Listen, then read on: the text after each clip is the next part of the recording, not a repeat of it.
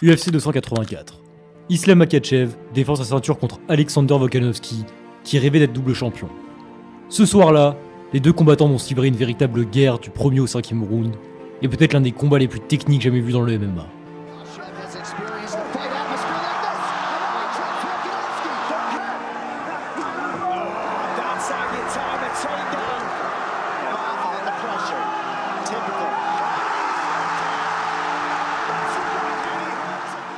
Makhachev remportera le combat et il posera la première pierre à son héritage. Mais quelques combats plus tôt, un autre Australien commence à faire parler de lui, un certain Jack Della Maddalena. Encore loin de la lumière de Makhachev, il signera un finish au premier round et rentrera dans le top 15.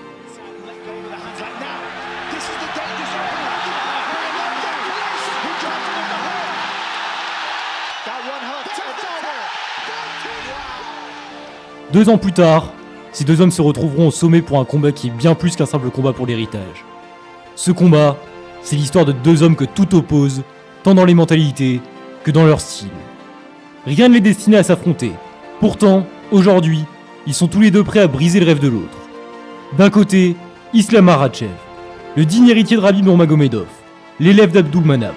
Il est devenu une montagne infranchissable affichant le record de défense de ceinture dans la catégorie lightweight, classé numéro 1 pound for pound. De l'autre, Jack Della Maddalena, un homme qui a choisi la simplicité dans un sport pourtant si complexe. Il est devenu champion de la catégorie welterweight, surpassant l'intégralité de ses adversaires et affichant 0 défaite à l'UFC. Samedi soir, c'est plus que deux hommes qui s'affrontent. C'est Jack Della Maddalena contre Islam Makhachev. Petit rappel rapide, la plupart de mes vidéos sont démonétisées, du coup si tu veux soutenir la chaîne, tu peux le faire en t'abonnant à la souscription à 3,99 €. C'est pas grand chose, mais pour moi ça change tout. Merci à ceux qui le font, et maintenant, je vous souhaite une très bonne vidéo. Des montagnes froides du Daghestan aux lumières aveuglantes du Madison Square Garden, Islam Makhachev a eu une enfance classique au Daghestan. Né le 27 octobre 1991 à Makhachkala, la capitale du Daghestan, il grandit dans un tout petit village des montagnes du Caucase. Il va naturellement commencer les sports de combat et se diriger vers le sambo, une sorte de MMA russe. C'est là qu'il va d'ailleurs faire une rencontre qui changera sa vie, Khabib Nurmagomedov. Les deux hommes deviendront inséparables et passeront la majeure partie de leur temps à s'entraîner sous la tutelle d'un célèbre coach de sambo, Abdulmanap Nurmagomedov, père de Khabib. Il se promet alors un jour d'intégrer l'UFC, mais avant ça, il va devoir prouver. Makhachev va donc enchaîner pas mal de victoires plus impressionnantes les unes que les autres.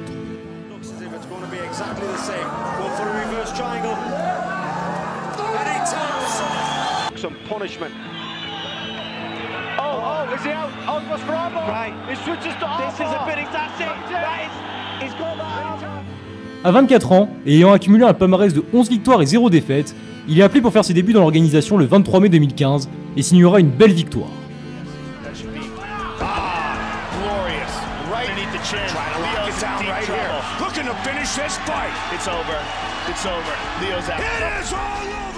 Il revient 5 mois plus tard pour affronter Adriano Martins. Mais tout ne va pas se passer comme prévu. In San Jose, California. Big shot by Martins. It is all over. Pour la première fois, et seule fois de sa carrière, il connaîtra la défaite d'une manière bien brutale. Ce KO marquera un arrêt brutal dans sa jeune carrière, et maintenant l'ascension va être bien plus longue, et il va devoir tout reconstruire lentement. Entre 2016 et 2020, il accumule 6 victoires consécutives, mais souvent avec des performances très prudentes, qui n'emballent ni les fans, ni l'UFC. On peut cependant souligner son combat contre Arman Tsarukyan, qui est un petit bijou de grappling, je vous laisse quand même admirer quelques extraits.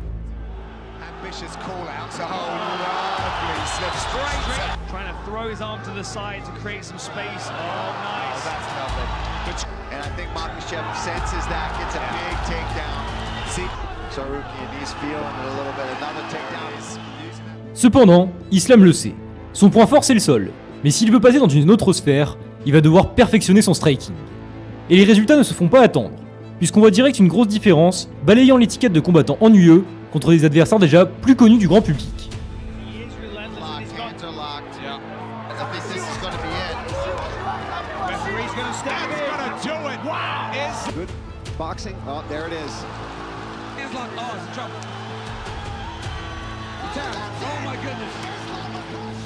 En 2022, étant arrivé à maturité, il était donc l'heure pour Islam de se battre pour son rêve, la ceinture de l'UFC.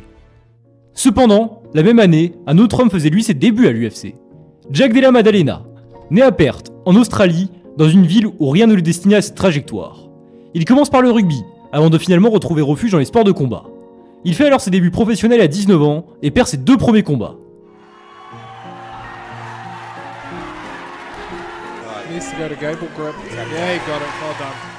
Cependant, Jack, il abandonne pas si facilement. Il retourne à la salle, s'entraîne sans relâche, et petit à petit, son style prend forme. Une boxe simple, mais chirurgicale. Il accumule alors les victoires et belles performances sur la scène locale australienne chez Eternal MMA et défend sa ceinture à 4 reprises.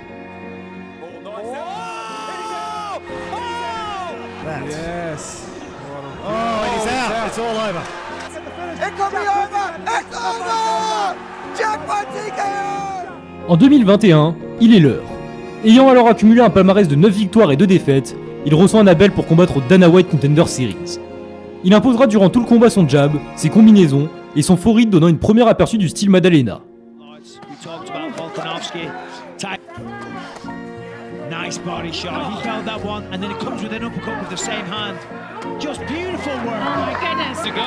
That was beautiful by Jack to roll through, get back to his feet, and this is exactly what he wants to finish this fight with. There we go. Oh my goodness. Now he's landing two big Wow. shots. Nice. Fight needs to finish. Il remportera ce combat par décision unanime et au passage, un contrat à l'UFC. En janvier 2022, Jack fait donc ses débuts dans l'organisation. Et on peut dire qu'il ne perdra pas de temps, puisqu'il enchaînera 4 finishes premier round en seulement un an.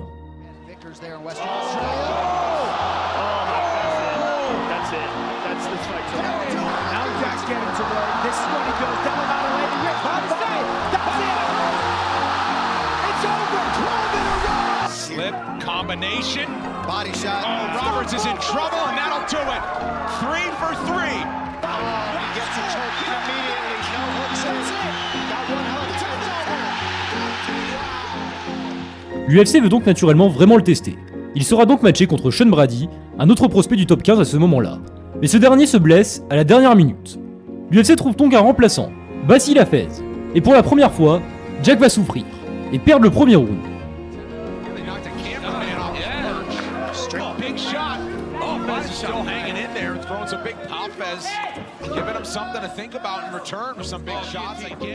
Cependant, les 2 rounds suivants, Jack s'adapte et reprend le contrôle avec ses combinaisons et défendant les takedowns.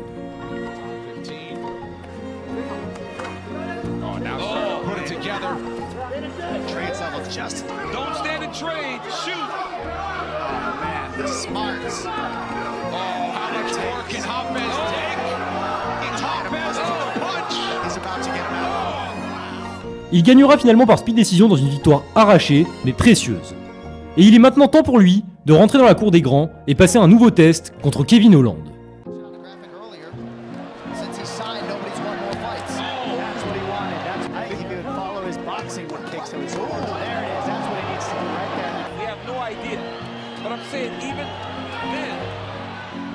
Victoire par speed décision dans un combat serré mais maîtrisé.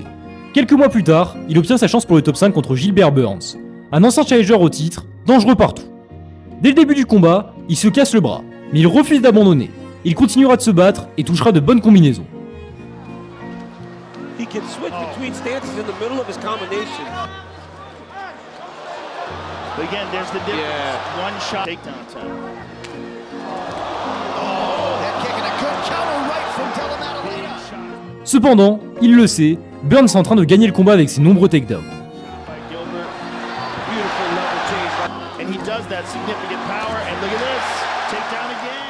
À 1 minute 30 de la fin, tout semble désespéré, jusqu'à entrevoir la lumière.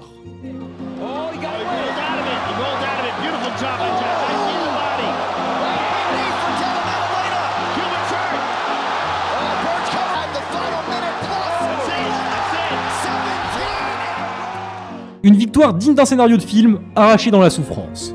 Désormais, il ne fait plus aucun doute que Jack Della Maddalena appartient à l'élite mondiale. L'UFC lui offre alors le combat le plus important de sa carrière, un duel pour la ceinture welterweight contre Belal Muhammad. Un combat présenté comme un cauchemar pour Jack face à un lutteur infatigable. Mais Jack s'en fout, il rentrera dans la cage et livrera une véritable guerre face à Belal Muhammad.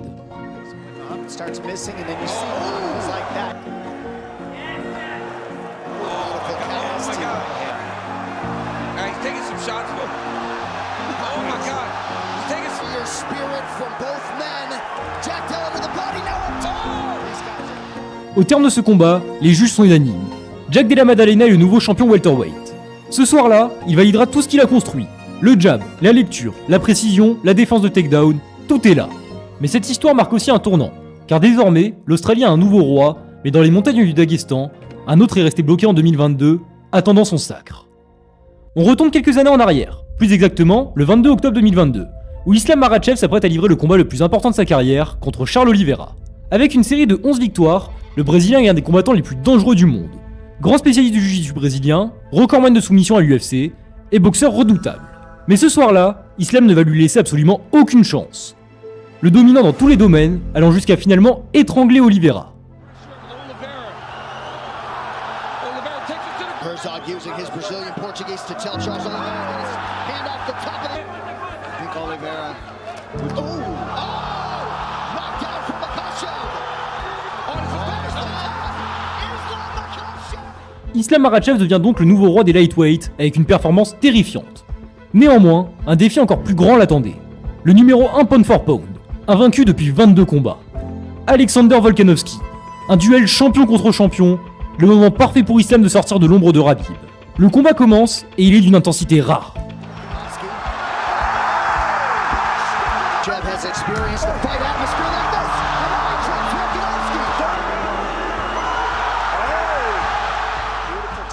Volkanovski parvient à résister et toucher à de nombreuses reprises.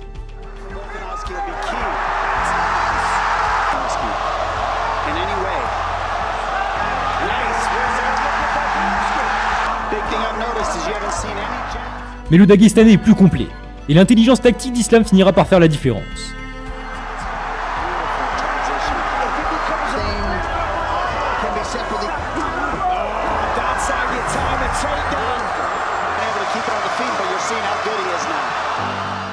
Il remporte finalement la victoire par speed decision, après avoir traversé l'enfer. Lors de la revanche, il n'y aura plus de suspense. Un head kick foudroyant mettra fin au débat.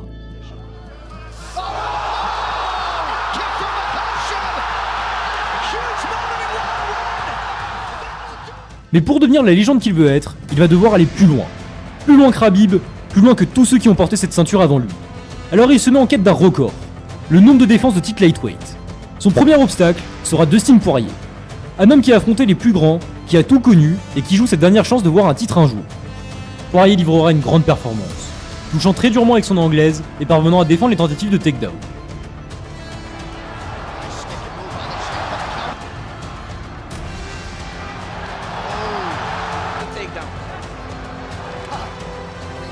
Mais Makhachev est juste trop fort. Round après round, il étouffe Poirier jusqu'à lui arracher son dernier souffle en le soumettant dans le dernier round.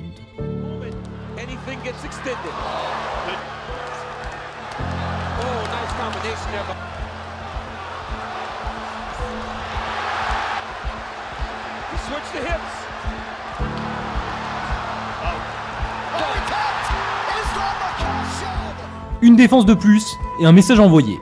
Personne ne peut le détrôner. Quelques mois plus tard, il revient pour affronter initialement Arman Tsarukyan. Mais celui-ci se blesse 24 heures avant le combat, et Moïcano est appelé en urgence pour le remplacer. Et en quelques minutes seulement, il prouvera qu'il y a un monde d'écart entre les deux hommes.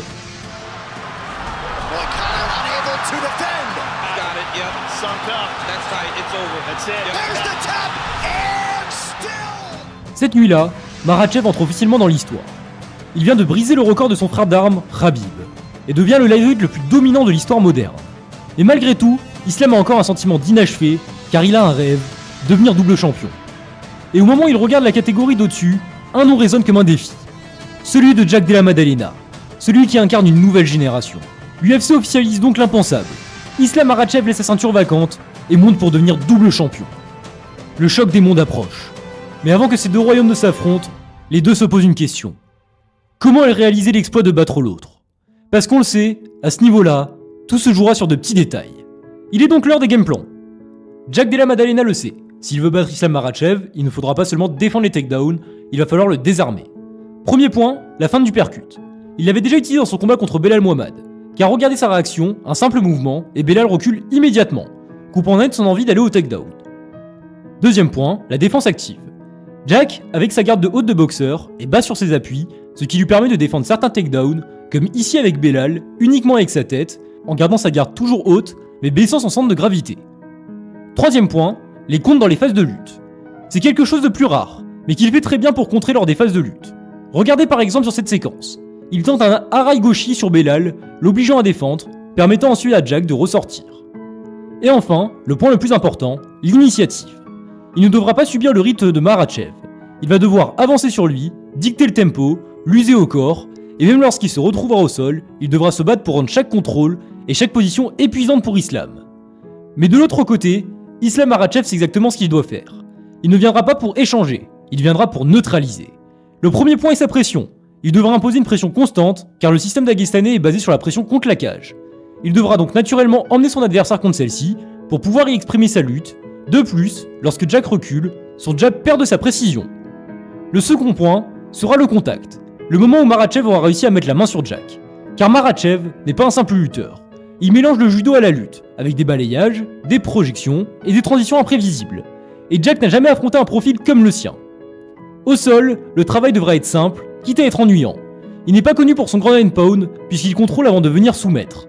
Évidemment, son dart choke, où il a carrément créé sa propre variante en venant saisir son avant-bras, sera une arme. Mais il aime également attaquer sur la kimura, l'armbar ou l'étranglement arrière. Au final, l'objectif est simple, le maintenir au sol, comme il a pu le faire contre Volkanovski. Mais la vraie clé du combat, ce sera l'adaptation. Lutter pour boxer, boxer pour lutter. Dès les premières secondes, Jack craindra le takedown. Et c'est précisément cette peur qu'Islam devra exploiter. Pour lui, chaque feinte, chaque entrée, chaque pression sera une ouverture vers la victoire. Deux game plans radicalement opposés. Mais seulement l'un des deux aura le bras levé à la fin du combat.